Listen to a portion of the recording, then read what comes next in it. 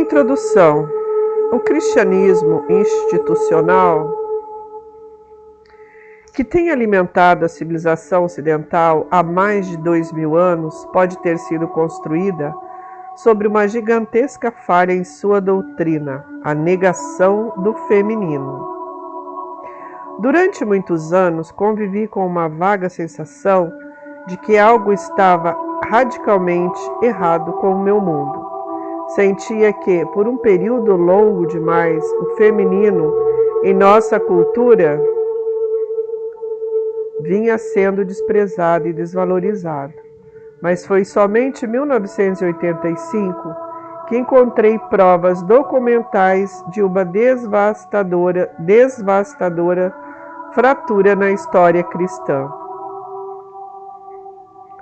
Em abril daquele ano, sabendo do meu grande interesse pelas escrituras judaico-cristãs e pela origem do cristianismo, uma amiga me indicou o livro O Santo Grau e a Linhagem Sagrada.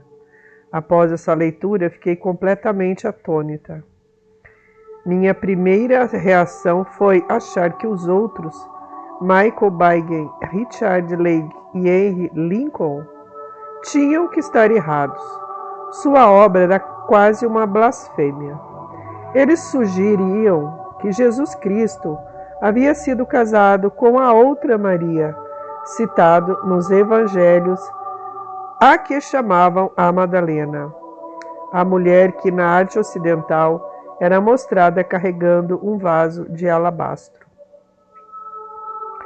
A santa a quem a igreja chama de prostituta ocidental que chama de prostituta penitente. Não fiquei apenas chocada com essa ideia, mas profundamente abalada. Como a igreja não teria mencionado este fato, caso fosse verdade, uma afirmação de tamanha importância não poderia ter sido negligenciada durante os 2000 anos de história desta instituição. Entretanto, as evidências colecionadas por esses escritores sugeriam que a verdade havia sido suprimida de maneira implacável pela Inquisição. Como filha leal da Igreja Católica Romana, logo presumi que os autores de tamanha heresia estavam enganados, mas a tese central de que Jesus teria sido casado não me deu descanso. Ela me assombrava. E se fosse verdade?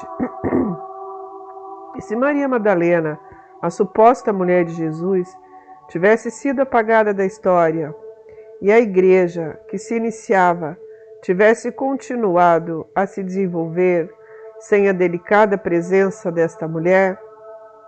Pensar sobre as implicações de tão terrível perda para a igreja, para a humanidade, em algo insuportável para mim.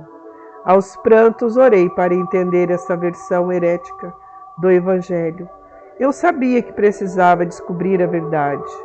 Amparada em meus conhecimentos acadêmicos em literatura comparada, linguística e estudos medievais e bíblicos, enxuguei as lágrimas e comecei a pesquisar a heresia, presumindo que logo encontraria meios de refutá-la. O livro envolvera muitas áreas do meu interesse pessoal e da minha formação profissional: religião, civilizações medievais, arte, literatura e simbolismo. Eu havia ensinado esses estudos bíblicos, educação religiosa durante vários anos, por isso conhecia bem o terreno em que estava pisando. No início, imaginei que desmascarar a heresia seria uma tarefa simples. Fui diretamente às pinturas dos artistas citados pelos autores, O Santo Grau e a Linhagem Sagrada. Como coniventes com a heresia do Grau, examinei os símbolos naqueles trabalhos, comparando-os com as marcas d'água dos albiges hereges que se disseminaram do sul da França entre 1020 e 1250 d.C., que eu havia encontrado em alguns anos antes em uma obscura obra de Harold Bailey, The Lost Language of Symbolism, a linguagem perdida do simbolismo. Fiquei desconectada ao descobrir as produções daqueles artistas medievais que continham claras referências que reforçavam a heresia do grau, incapaz de refutá-la com base neste fato. Prossegui a minha busca. A pesquisa acabou por me levar às profundezas da história europeia e da heráldica, dos rituais da maçonaria, da arte medieval, do simbolismo, da psicologia, da mitologia, da religião e das escrituras judaicas e cristãs. Em todos os lugares nas quais procurava, encontrava evidências do feminino que haviam sido perdidas ou negadas pela tradição judaica cristã e das várias tentativas de devolver a noiva à sua antiga e acalentada condição. Quanto mais eu me envolvia com o material, mais claro ficava que existia algo de real nas teorias propostas do livro que eu lera. E aos poucos fui me rendendo aos dogmas centrais da heresia do grau, a mesma teoria que eu havia proposto a desacreditar. Ao selecionar o material para este livro, trabalhei baseada na teoria de que onde há fumaça há fogo. Quantas tantas evidências de fontes tão numerosas e diversas podem ser reunidas para comprovar uma única hipótese? Há uma boa razão para levá-la a sério. Portanto, poderia mesmo existir alguma verdade nos rumores que persistiam por 2000 anos e que vieram à tona mais recentemente para que todos pudessem ver nos filmes Godspell, A Esperança, Jesus Cristo Superstar, A Última Tentação de Cristo, os quais mostram o relacionamento de Jesus e Maria Madalena com muito mais significado e com uma intimidade toda especial. Eu não posso provar que os dogmas da heresia do grau são verdadeiros, nem que Jesus se casou, nem que Maria Madalena era mãe de seu filho. Não posso sequer provar que Maria Madalena era a mulher do vaso de alabastro que ungiu Jesus em Betânia, mas posso constatar que estes eram dogmas de uma heresia amplamente aceita na Idade Média e que os seus requisitos estão contidos em numerosos trabalhos de arte e literatura. Ela foi veementemente atacada pela hierarquia da Igreja de Roma, mas conseguiu sobreviver apesar de incansável perseguição que sofreu. A heresia que manteve viva a outra versão da vida de Jesus foi impiedosamente perseguida, julgada e condenada à extinção. Mas a história do noivo sagrado, rei de Israel, mostrou-me virulenta demais, até para a Inquisição, e continuou a frutificar de tempos em tempos, como uma robusta videira que se espalha debaixo da terra e depois vem à superfície. Ela apareceu em situações em que a Inquisição e a Igreja não podiam arrancar suas raízes. Nos contos do folclore europeu, em sua arte e literatura, sempre escondida, frequentemente codificada em símbolos mais onipresentes. Manteve viva a esperança da linguagem davídica, que muitas vezes era chamada de videira. Existem várias possibilidades sobre a heresia do casamento de Jesus. Talvez ela seja autêntica e tenha sobrevivido porque os que defendiam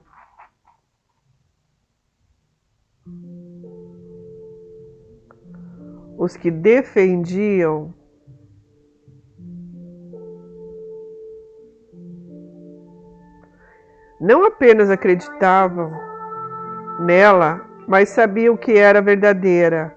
Por exemplo, por meio de provas como o célebre Tesouro de Templários, sob a forma de documentos ou de artefatos femininos.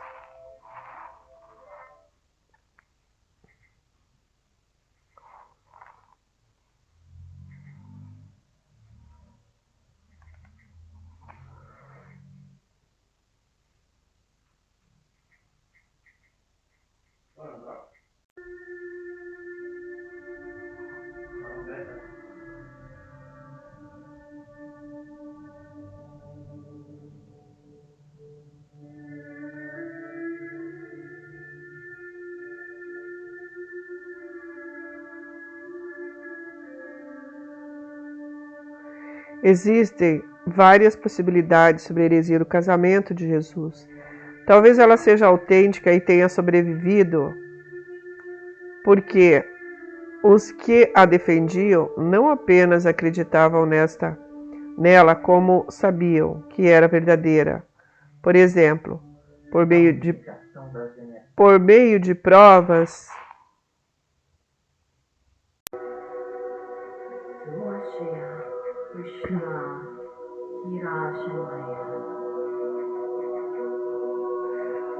meio de provas como o célebre Tesouro dos Templários, sob a forma de documentos ou artefatos genuínos.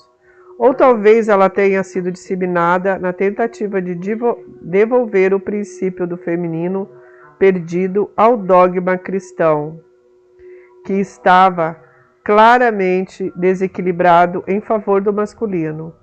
Esta restauração do equilíbrio dos opostos, base da filosofia clássica, pode ter sido considerada necessária para o bem-estar da civilização. O culto do feminino floresceu em Provença no século XII. Tentativas confluentes dos cabalistas judeus de resgatar a senhora Matronite como a esposa perdida de Yahvé. Na mitologia judaica, comprovam o fato de que esse resgate do feminino era visto como importante, ou mesmo vital.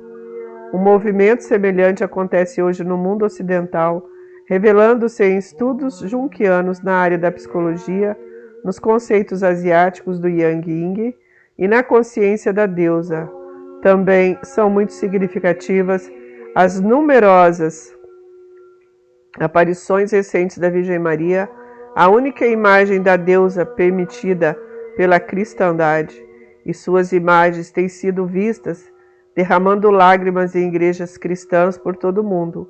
Este fenômeno vem ganhando destaque na mídia nos últimos anos. Até as pedras choram.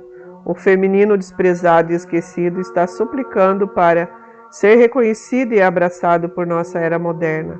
A perda do feminino teve um impacto desastroso em nossa cultura. Masculino e feminino estão profundamente feridos nesse início de terceiro milênio.